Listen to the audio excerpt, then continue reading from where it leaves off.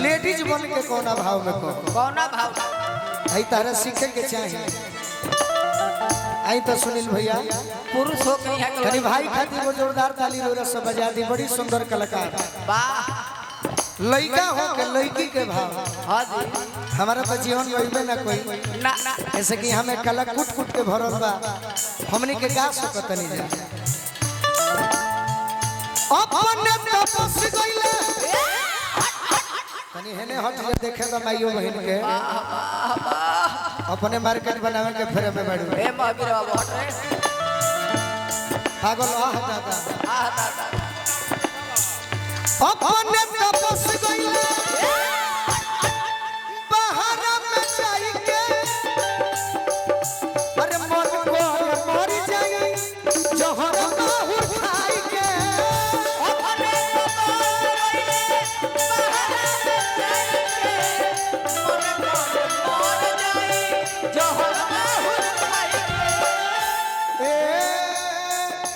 राजा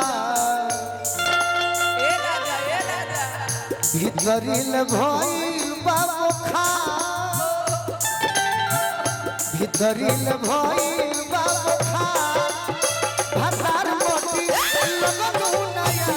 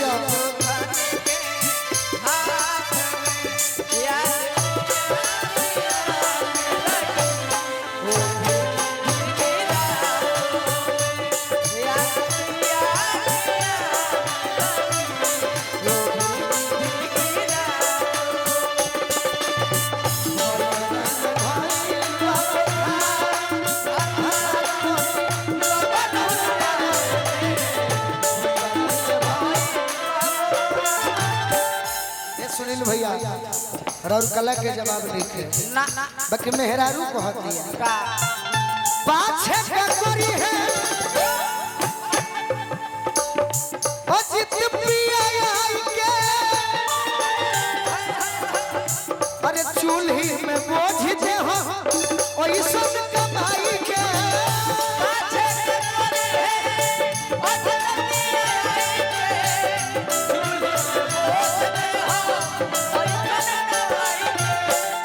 पाछे के करी है ओ जित पिया आई के चूल्ही में बोझ दे हो ओई सब कमाई के पाछे के करे है ओ जित पिया आई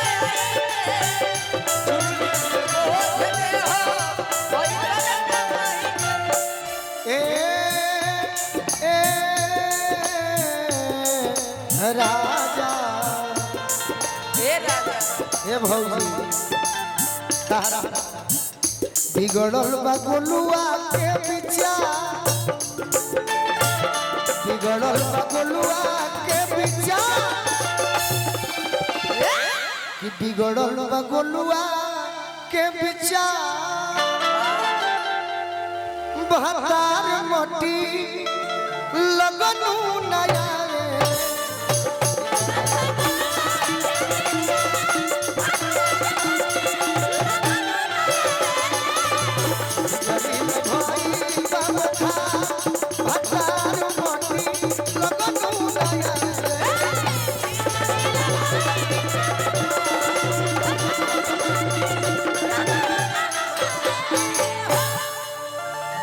यह